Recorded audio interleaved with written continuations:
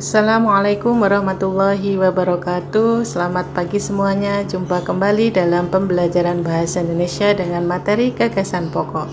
Kali ini kita akan belajar tentang perbedaan kalimat utama dan gagasan pokok. Sebelumnya perlu kalian ingat apa itu paragraf. Paragraf adalah gabungan dari beberapa kalimat. Di dalam sebuah paragraf terdiri atas kalimat utama dan kalimat penjelas. Kalimat utama yaitu kalimat yang berisi ide pokok atau gagasan pokok atau pokok pikiran. Sedangkan kalimat penjelas yaitu kalimat yang isinya memperjelas, merinci, atau menguraikan kalimat utama. Nah, setelah kalian tahu apa itu kalimat utama dan kalimat penjelas, mari kita bedakan apa itu kalimat utama dan gagasan pokok. Kalimat utama adalah kalimat yang berisi ide pokok atau gagasan pokok atau pokok pikiran. Sedangkan gagasan pokok yaitu gagasan atau ide utama yang dibahas dalam suatu bacaan. Jadi letak gagasan pokok ada di dalam kalimat utama ya. Jika kalimat utamanya panjang, maka gagasan pokok bisa diambilkan dari kata-kata yang ada di dalam kalimat utama dengan menghilangkan kata-kata yang tidak penting tetapi tidak merubah makna atau artinya ya.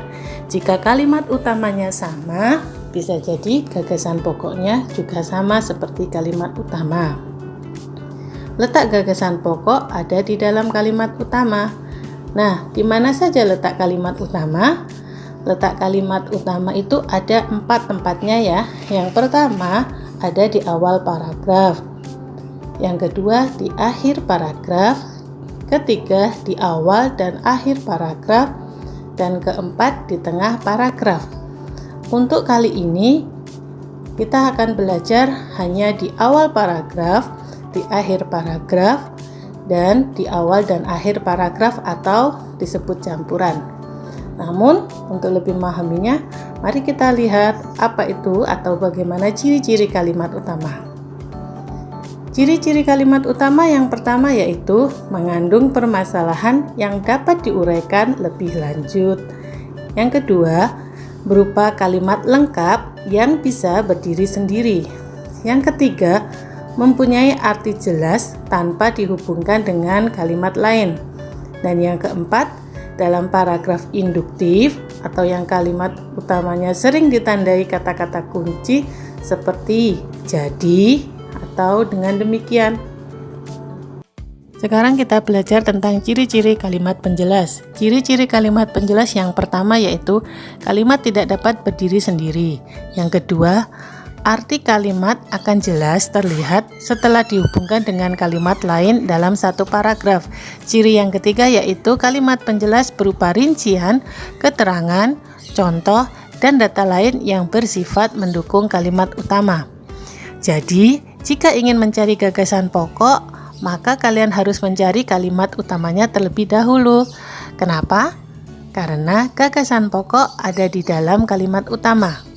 Contoh, jika kalian membaca sebuah teks dan kalian sudah menemukan kalimat utamanya, maka langkah selanjutnya adalah kalian mencari gagasan utamanya. Misalkan kalian menemukan kalimat utamanya berbunyi, insomnia bisa disebabkan oleh banyak faktor. Maka gagasan pokoknya berbunyi faktor penyebab insomnia. Nah, mari kita latihan mencari kalimat utama di awal paragraf ya. Cara membuat es degan sirup cukup mudah. Ambil air dari buah kelapa muda, kemudian belalah untuk diambil daging buahnya. Campurkan daging buah dengan air kelapa yang sudah diambil tadi. Tambahkan gula dan sirup secukupnya. Aduk rata dan jangan lupa tambahkan es batu agar rasanya tambah menyegarkan. Sekarang silahkan kalian ulangi membaca sendiri ya. Setelah kalian baca, silakan tutup mata, kemudian tanyakan dalam hati kalian, yang barusan kalian baca ini menceritakan tentang apa ya? Kalian pasti akan mengatakan, oh ini tadi bercerita tentang cara membuat es degan. Nah, coba setelah kalian menemukan seperti itu, silahkan dicari. Kira-kira kata-kata tersebut ada di kalimat keberapa? Ya, betul, ada di kalimat pertama ya. Kalimat pertama berbunyi, cara membuat es degan dengan sirup cukup mudah. Nah, itu artinya kalian sudah menemukan kalimat utamanya. Bagaimana dengan gagasan pokoknya? Gagasan pokoknya, cari kata-kata yang terpenting dari kalimat tersebut, yaitu cara membuat es degan sirup. Oke, itu tadi contoh kalimat utama di awal paragraf. Sekarang kita latihan berikutnya. Di kantor-kantor, jaringan internet sangat diperlukan untuk menunjang aktivitas kantor. Di sekolah, internet dapat menjadi media penunjang dalam meningkatkan kualitas pendidikan. Hingga di pelosok desa, kini internet sudah menjadi barang pokok yang dapat menunjang aktivitas komunikasi. Di dunia perdagangan, internet seakan menjadi kebutuhan paling pokok karena sekarang sedang menjamur toko dalam jaringan atau toko online. Sekarang, di mana-mana orang membutuhkan internet. Silakan dibaca satu kali ya. Oke, berikutnya pertanyaannya adalah, kata apa yang sering muncul dalam bacaan yang barusan kalian baca? Ya, benar. Kata yang sering muncul adalah internet. Nah, apa yang diceritakan? Ya, yang diceritakan adalah di mana-mana orang membutuhkan internet. Nah, langkah berikutnya, kalimat tersebut ada di kalimat keberapa? Ya, betul, ada di kalimat terakhir yang berbunyi, sekarang di mana-mana orang membutuhkan internet.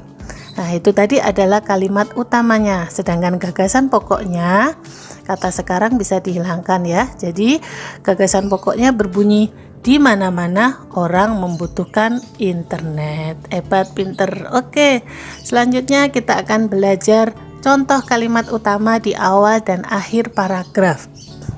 Silakan dibaca teksnya terlebih dahulu. Ya, kita ulang ya. Hutan memiliki manfaat yang luar biasa bagi kita.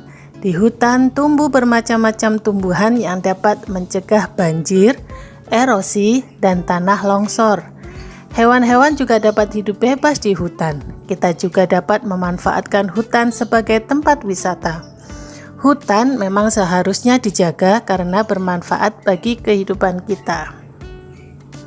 Oke, bercerita tentang apa? Ya, betul, bercerita tentang manfaat hutan. Coba perhatikan, ada di kalimat keberapa? Ya, ada di kalimat pertama ya.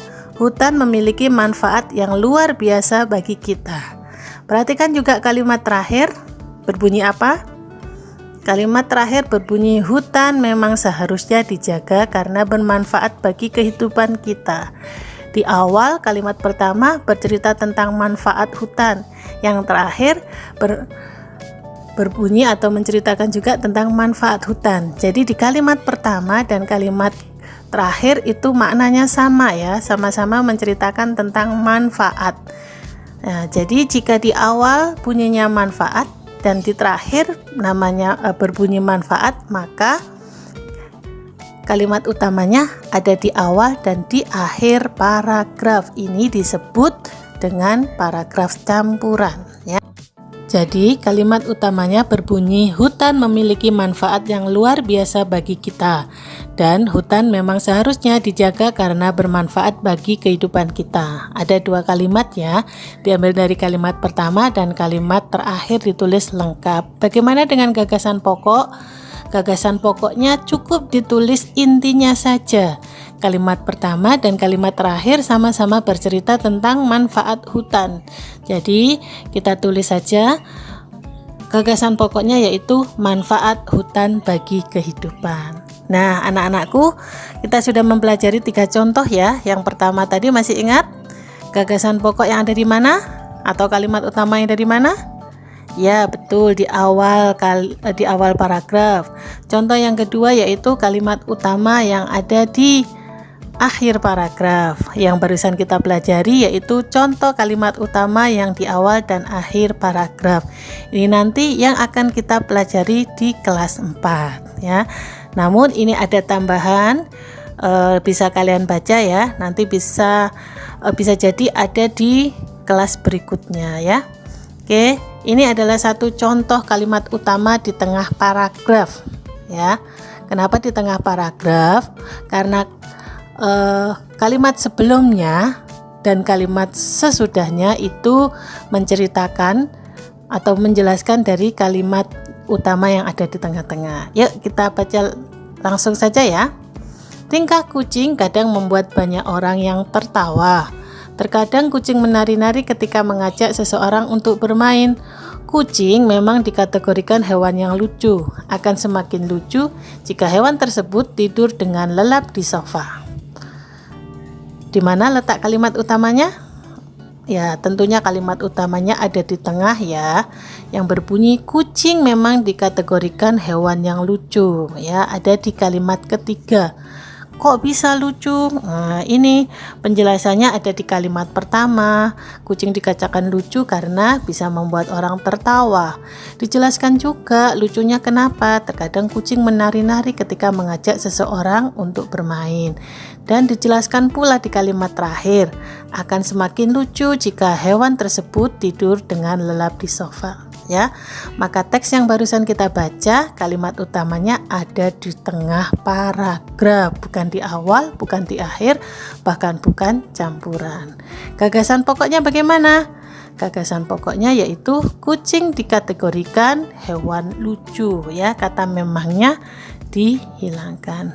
Oke, demikian mungkin untuk materi hari ini. Sebagai pengulang saja, di kelas 4 ini kita hanya mempelajari 3 letak kalimat utama saja ya anak-anak, yaitu di awal paragraf, di akhir paragraf, dan di awal dan akhir paragraf. Terima kasih, semoga penjelasan hari ini bermanfaat dan kalian semuanya bisa memahaminya. Sampai jumpa, selamat belajar. Assalamualaikum warahmatullahi wabarakatuh.